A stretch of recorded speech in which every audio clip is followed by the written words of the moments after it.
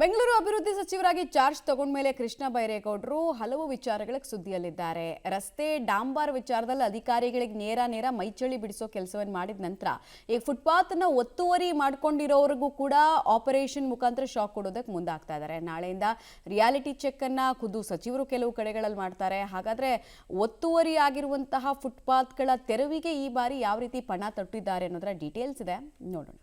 Footpath ಒತ್ತುವರಿಗೆ ಇಂದು deadline. ನಾಳೆಯಿಂದ footpath ಒತ್ತುವರಿ ತೆರವು. ಐಟಿ ಸಿಟಿ ಬೆಂಗಳೂರಿನಲ್ಲಿ ಫುಟ್ಪಾತ್ಗಳ ಒತ್ತುವರಿ ನಗರಕ್ಕೆ ಕಳಂಕ ತಂದಿಟ್ಟಿದೆ.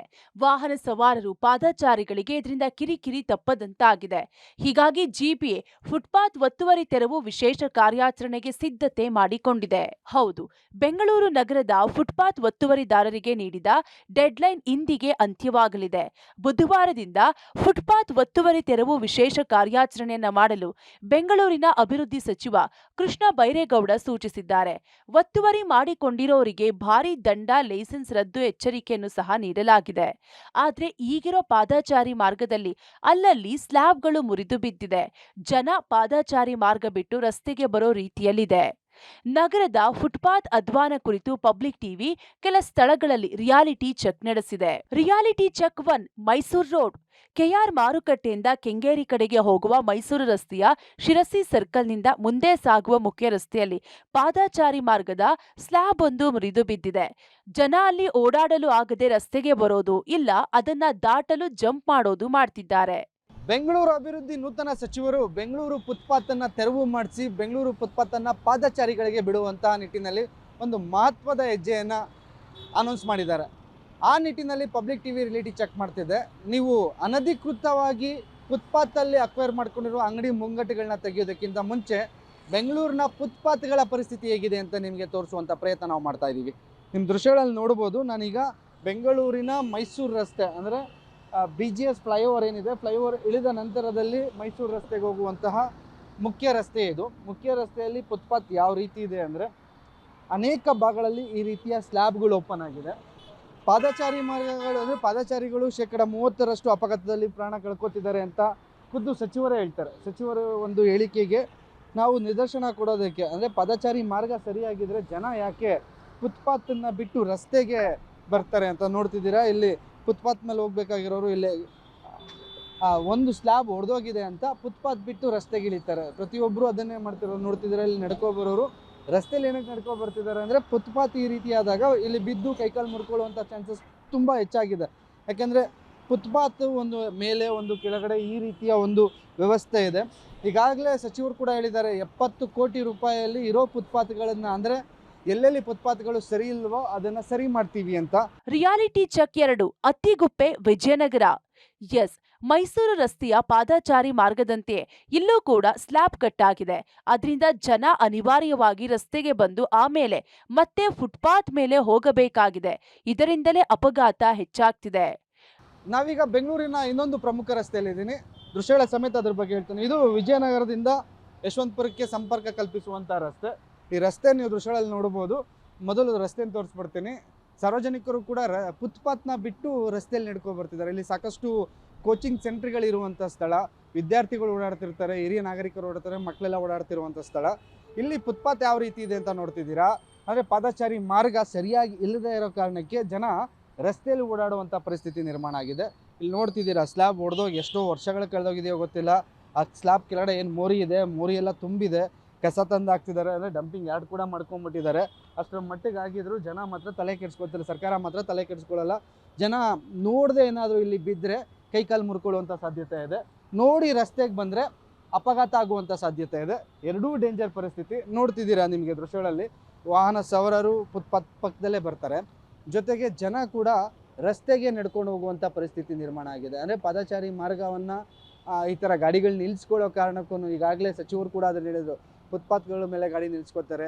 ನೋಡ್ತಿದ್ದೀರಾ, ಮತ್ತೊಬ್ಬರು ಬರ್ತಿದ್ದಾರೆ. ಫುಟ್ಪಾತ್ ಇದೆ, ಫುಟ್ಪಾತನ್ನು ವಾಕ್ ಮಾಡೋಕ್ಕಾಗ್ದಲ್ಲ. ಅಂದರೆ ಒಂದು ರೀತಿಯಲ್ಲಿ ನಮ್ಮ ಬೆಂಗಳೂರಿನ ಫುಟ್ಪಾತ್ಗಳೇನಾಗಿದೆ ಅಂದರೆ ಒಂಥರ ಟ್ರೆಕ್ಕಿಂಗ್ ಮಾಡೋ ರೀತಿಯ ಪ್ಲೇಸಸ್ಸು. ಯಾವಾಗ ಎಲ್ಲಿ ರಸ್ತೆಗಿಳಿಬೇಕು, ಯಾವಾಗ ದಾಟಬೇಕು ಅನ್ನೋದು ಗೊತ್ತಾಗಲ್ಲ. ಯಾಕಂದರೆ ನೋಡ್ತಿದ್ದೀರಾ, ಅಷ್ಟರ ಮಟ್ಟಿಗೆ ಇಲ್ಲಿ ಒಂದು ಸ್ಲ್ಯಾಬ್ ಓಪನ್ ಆಗಿರೋದ್ರಿಂದ ಜನ ಸರ್ಕಸ್ ಮಾಡ್ಕೊಂಡು ಓಡಾಡುವಂಥ ಪರಿಸ್ಥಿತಿ ನಿರ್ಮಾಣ ಆಗಿದೆ. Reality check 3 Rajajinagar. ಇಲ್ಲಿ ನೋಡಿ, ಇದು ರಾಜಾಜಿನಗರದ ಕೈಗಾರಿಕಾ ಪ್ರದೇಶದ ಮುಖ್ಯ ರಸ್ತೆ. ಪಕ್ಕದಲ್ಲೇ ಬಸ್ ನಿಲ್ದಾಣ ಬೇರೆ. ಆದ್ರೆ ಫುಟ್ಪಾತ್ ಕಿತ್ತು ಬಂದಿದ್ರು ಯಾರೂ ಈ ಕಡೆ ಸರಿ ಮಾಡೋ ಕೆಲಸ ಮಾಡಿಲ್ಲ. ಬೆಂಗಳೂರಿನ ಮತ್ತೊಂದು ಪ್ರಮುಖ ಏರಿಯಾದಲ್ಲಿದ್ದೀನಿ. ನೇರವಾಗಿ ದೃಶ್ಯಗಳನ್ನ ತೋರಿಸ್ತಾ ಅದ್ರ ಬಗ್ಗೆ ಹೇಳ್ತಾ ಹೋಗ್ತೀನಿ. ಇದು ರಾಜಾಜಿನಗರ ಇಂಡಸ್ಟ್ರಿಯಲ್ ಟೌನ್ ಅಂತ. ರಾಜಾಜಿನಗರ ಎಲ್ಲರಿಗೂ ಗೊತ್ತಿರುವಂಥದ್ದು. ಇಲ್ಲಿ ನೋಡ್ಬೋದು ಬಸ್ ಸ್ಟ್ಯಾಂಡ್ ಪಕ್ಕದಲ್ಲೇ ಫುಟ್ಪಾತ್ನ ಅವ್ಯವಸ್ಥೆ ಯಾವ ರೀತಿ ಇದೆ ಅಂತ. ಒಂದು ಕಡೆ ಕಲ್ಲುಗಳು, ಮತ್ತೊಂದು ಕಡೆ ಸ್ಲ್ಯಾಬ್ಗಳು ಹಾಕಿದ್ದಾರೆ, ಅಂದರೆ ಸಣ್ಣ ಸಣ್ಣ ಸ್ಲ್ಯಾಬ್ಗಳು ಹಾಕಿದ್ದಾರೆ. ಕಾಮಗಾರಿ ವಿಚಾರಕ್ಕೆ ಇಲ್ಲಿ ತೆಗೆದು ಎಷ್ಟೋ ವರ್ಷಗಳಾಗಿ ಹೋಗಿದೆ. ಒಂದು ಕಡೆ ರಸ್ತೆ ಯಾವುದು, ಫುಟ್ಪಾತ್ ಯಾವುದು ಗೊತ್ತಾಗ್ದಲೇ ಇರುವಂಥ ಪರಿಸ್ಥಿತಿ. ಸಾರ್ವಜನಿಕರು ಏನು ಮಾಡ್ತಾರೆ ಅಂದರೆ, ಒಂದು ಕಡೆ ಬಸ್ ಸ್ಟ್ಯಾಂಡು, ಬಸ್ಗಳು ಬಂದು ನಿಲ್ಲಿಸುತ್ತೆ, ಜೊತೆಗೆ ಫುಟ್ಪಾತ್ ಈ ರೀತಿ ಇರೋದ್ರಿಂದ ಅನಿವಾರ್ಯವಾಗಿ ರಸ್ತೆಯಲ್ಲಿ ಸಂಚಾರ ಮಾಡ್ತಾರೆ. ಇದ್ರ ಮೇಲೆ ನಡ್ಕೊಂಡು ಓಡಾಡಬೇಕು ಅಂದರೆ ಈಗಾಗಲೇ ಹೇಳಿದ ಹಾಗೆ ಎಲ್ಲೋ ಯಾವುದೋ ಟ್ರೆಕ್ಕಿಂಗ್ ಹೋಗ್ತಿದ್ದೀವೇನೋ ಅನ್ನೋ ಫೀಲಲ್ಲಿ ಓಡಾಡಬೇಕು, ರಸ್ತೆಯಿಂದ ಇಳಿಬೇಕು, ಫುಟ್ಪಾತ್ಗೆ ಹತ್ತಬೇಕು, ಈ ಥರ ಪರಿಸ್ಥಿತಿ. ಇಲ್ಲಿ ನೋಡಿ ಎಲ್ಲ ಕಿತ್ತೋಗಿದೆ. ಸಾರ್ವಜನಿಕರು ಕೇಳ್ತಿರೋ ಪ್ರಶ್ನೆ, ನೀವು ಫುಟ್ಪಾತನ್ನು ಬೆಂಗಳೂರು ಸರಿ ಮಾಡ್ತೀವಿ ಅಂತಿದ್ದೀರಾ, ಯಾವಾಗ ಮಾಡ್ತೀರಾ ಅಂತ. ಯಾಕೆ ಈ ರೀತಿ ಅರ್ಧ ಕೆಲಸ ಮಾಡ್ತೀರಾ? ಪೂರ್ತಿ ಕೆಲಸ ಮಾಡಿ. ನೋಡ್ತಿದ್ದೀರಾ, ಈಗ ಒಬ್ಬ ವ್ಯಕ್ತಿ ನಡ್ಕೊ ಬರ್ತಿದ್ದಾನೆ, ಇಮಿಡಿಯೇಟಾಗಿ ಇಲ್ಲಿ ಫುಟ್ಪಾತ್ ಈ ಥರ ಆಗಿರೋದ್ರಿಂದ ರಸ್ತೆ ಮೇಲೆ ಓಡಾಡಬೇಕು ಅಥವಾ ಇಲ್ಲಿ ಜಿಗ್ಜ್ಯಾಕಾಗಿ ಸಂಚಾರ ಮಾಡಬೇಕು. ಅಂಥ ಕೆಟ್ಟ ಪರಿಸ್ಥಿತಿಯಲ್ಲಿ ಬೆಂಗಳೂರಿನ ಫುಟ್ಪಾತ್ಗಳಿರುವಂಥದ್ದು. ಪ್ರಮುಖವಾಗಿ ಅಪಘಾತಗಳಿಗೆ ಕಾರಣ ಆಗ್ತಿರುವಂಥದ್ದು ಅವೈಜ್ಞಾನಿಕವಾಗಿ ಫುಟ್ಪಾತ್ಗಳನ್ನು ನಿರ್ಮಾಣ ಮಾಡಿ ಅದು ಅರ್ಧ ಕೆಲಸ ಮಾಡಿ ಅಥವಾ ಹಾಳಾಗಿರೋ ಫುಟ್ಪಾತ್ಗಳನ್ನ ಸರಿ ಮಾಡದೇ ಇರೋವಂಥದ್ದು. ಮತ್ತೊಂದು ಕಡೆ ಸಚಿವರು ಆ ಫುಟ್ಪಾತಲ್ಲಿ ಅಕ್ವೈರ್ ಆಗಿರೋದನ್ನೆಲ್ಲ ತೆಗೆಸ್ತೀವಿ ಅಂತ ಹೇಳಿದ್ದಾರೆ, ಅದು ಒಳ್ಳೆ ನಿರ್ಧಾರ. ಆದರೆ ಮೊದಲು ಈ ಕೆಲಸನ ಮಾಡಿ, ಇರೋ ಫುಟ್ಪಾತ್ಗಳನ್ನ ಸರಿ ಮಾಡಿ ಅಂತ ಸಾರ್ವಜನಿಕರು ಸಾಕಷ್ಟು ಮನವಿ ಮಾಡ್ತಿರುವಂಥದ್ದು. Reality check 4 Shivanagar. ಇಲ್ಲಿ ಹಳೆಯ ಕಾಲದ ಚಪ್ಪಡಿ ಕಲ್ಲನ್ನ ಹಾಕಿದ್ದಾರೆ. ಕಲ್ಲುಗಳು ಮುರಿದಿದೆ. ಜನ ಪಾದಚಾರಿ ಮಾರ್ಗ ಬಿಟ್ಟು ರಸ್ತೆಯಲ್ಲೇ ಓಡಾಡ್ತಿದ್ದಾರೆ. ಇಲ್ಲಿಯೇ ಕೆಎಸ್ಆರ್ಟಿಸಿ ಬಸ್ಗಳು ಬರ್ತಿದ್ದು ಜನ ರಸ್ತೆ ಮೇಲೆ ಓಡಾಡುವಾಗ ಅಪಘಾತವಾದ್ರೆ ಯಾರು ಹೊಣೆ?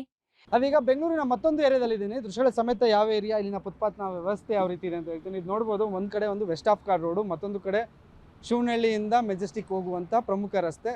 ಇಲ್ಲಿ ನಮ್ಮ ಬಲಭಾಗಕ್ಕೆ ಬೆಸ್ಕಾಂ ಅವರಿಗೆ ಸೇರಿದಂಥ ಒಂದು ಕಾಂಪೌಂಡ್ ಇದೆ, ಅದರ ಪಕ್ಕದ ರಸ್ತೆಯ ಅವ್ಯವಸ್ಥೆ. ಯಾಕೆಂದರೆ ಈಗಾಗಲೇ ನವರಂಗ್ ರಸ್ತೆ ಕ್ಲೋಸ್ ಆಗಿರೋದ್ರಿಂದ KSRTC ಬಸ್ಗಳೆಲ್ಲ ಇದೇ ರಸ್ತೆಯಲ್ಲಿ ಬರ್ತಾರೆ.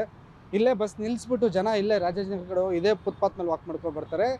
ಆ ಹಳೆ ಕಾಲದ ಚಪ್ಪಡಿ ಕಲ್ಲುಗಳನ್ನ ಹಾಕ್ಕೊಂಡಿದ್ದಾರೆ. ಈ ಹಿಂದೆ ಒಂದು ಲೈನ್ ಇತ್ತು, ಹಳೆ ಕಲ್ಲು ಹೊಸ ಬಿಲ್ಲು ಅಂತ. GB ಯಲ್ಲಿ ಈಗಲೂ ಅದೇ ಮುಂದುವರಿತಿದೆ ಅಂತ ಗೊತ್ತಿಲ್ಲ. ನೋಡ್ತಿದ್ದೀರಾ ಫುಟ್ಪಾತ್ನ ಅವ್ಯವಸ್ಥೆ ಯಾವ ರೀತಿ ಇದೆ ಅಂತ. ಕಲ್ಲುಗಳೆಲ್ಲ ಕಟ್ಟಾಗಿ ಬಿದ್ದಿದೆ.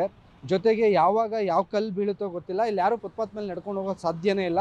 ಅಷ್ಟರ ಮಟ್ಟಿಗೆ ಇಲ್ಲಿ ಫುಟ್ಪಾತ್ ಅಷ್ಟು ಪಾದಚಾರಿ ಮಾರ್ಗ ಅವ್ಯವಸ್ಥೆಯಿಂದ ಕೂಡಿರುವಂಥದ್ದು. ಸಾರ್ವಜನಿಕರು ವಿಧಿ ಇಲ್ಲದೆ ರಸ್ತೆಗೆ ಬರ್ತಾರೆ.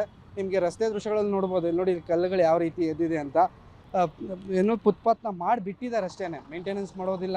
ಆಮೇಲೆ ಈ ಚಪ್ಪಡಿ ಕಲ್ಲುಗಳು ಒಂದೊಂದು ಸೈಜಲ್ಲಿ, ಒಂದು ಮೇಲೆ ಒಂದು ಕೆಳಗಡೆ ಇದೆ. ಅದ್ರ ಮೇಲೆ ನಡ್ಕೊಂಡು ಹೋದ್ರೂ ಬೀಳುವಂಥ ಸಾಧ್ಯತೆ ಇದೆ. ಸಾರ್ವಜನಿಕರು ನೋಡ್ಬೋದು, ಫುಟ್ಪಾತ್ ಇದ್ರೂ ರಸ್ತೆಯಲ್ಲಿ ಯಾಕೆ ನಡ್ಕೊಂಡು ಬರ್ತಿದ್ದಾರೆ ಅಂದರೆ ಇಲ್ಲಿನ ಪರಿಸ್ಥಿತಿ ಆಗಿದೆ. ಫುಟ್ಪಾತ್ ಮೇಲೆ ನಡ್ಕೊ ಬರೋಕ್ಕಾಗಲ್ಲ. ಹಾಗಾಗಿ ರಸ್ತೆ ಬಿಟ್ಟು, ಫುಟ್ಪಾತ್ನ ಬಿಟ್ಟು ಪಾದಚಾರಿಗಳೆಲ್ಲ ರಸ್ತೆಯಲ್ಲೇ ಓಡಾಡ್ತಾರೆ. ಮತ್ತು ಇಲ್ಲಿ ಬಸ್ಗಳು ಸಂಚಾರ ಜಾಸ್ತಿ ಇದೆ, ವಾಹನಗಳ ಸಂಚಾರ ಜಾಸ್ತಿ ಇದೆ, ಅಪಘಾತ ಪ್ರಕರಣಗಳು ಜಾಸ್ತಿ ಆಗುತ್ತೆ ಅಂತ ಇನ್ನು ಸರ್ಕಾರದ ಸಚಿವರು ಹೇಳ್ತಿದ್ದಾರೆ. ಪಾದಚಾರಿ ಮಾರ್ಗದಲ್ಲಿ ಪಾದಚಾರಿಗಳು ನಡೆಯುವಂತೆ ಮಾಡ್ತೀವಿ ಅಂತ. ಈ ರೀತಿಯ ಅವ್ಯವಸ್ಥೆ ಇರುವಂಥ ಪಾದಚಾರಿಗಳ ಮಾರ್ಗವನ್ನು ಮೊದಲು ಸರಿ ಮಾಡಿ. ಈಗಾಗಲೇ 70 ಕೋಟಿ ಅದಕ್ಕೋಸ್ಕರ ಮೀಸಲಿಟ್ಟಿದ್ದೀವಿ ಅಂದಿದ್ದೀವಿ. ಪಬ್ಲಿಕ್ TV ಎಲ್ಲೆಲ್ಲಿ ಈ ರೀತಿ ಪಾದಚಾರಿ ಮಾರ್ಗಗಳು ಅವ್ಯವಸ್ಥೆಯಿಂದ ಕೂಡಿದೆ ತೋರಿಸುವಂತ ಪ್ರಯತ್ನ ಮಾಡ್ತಿದ್ದೀವಿ. ಇನ್ನು ಬೆಂಗಳೂರಿನ ಫುಟ್ಪಾತ್ ಕಾಮಗಾರಿಯನ್ನ ಮೊದಲು ಸರಿ ಮಾಡಿ, ಆಮೇಲೆ ಒತ್ತುವರಿ ತೆರವು ಮಾಡಿಸಿ ಅಂತ ಪಾದಚಾರಿಗಳು ಆಕ್ರೋಶ ಹೊರಹಾಕಿದ್ದಾರೆ. ಜೊತೆಗೆ ವಾಹನ ಸವಾರರು ಕೂಡ ಕಿಡಿಕಾರಿದ್ದಾರೆ. ಹೌದು, ಆ್ಯಕ್ಚುಲಿ ನಮಗೆ ಫುಟ್ಪಾತ್ ನಮ್ಗೆ ವಾಕ್ ಮಾಡೋಕ್ಕೆ ಅಂತ ಇಟ್ಟಿರೋದು. ಈಗ ಹೆಂಗಾಗ್ಬಿಟ್ಟಿದೆ ಅಂದರೆ ಗುಡ್ಡ ಹತ್ತಿ ಇಳ್ದಂಗೆ ಆಗ್ತಿದೆ. ಈಗ ರೋಡಲ್ಲಿ ಹೋದರೆ ಎಲ್ಲರಿಗೂ ತೊಂದರೆ ಆಗುತ್ತೆ.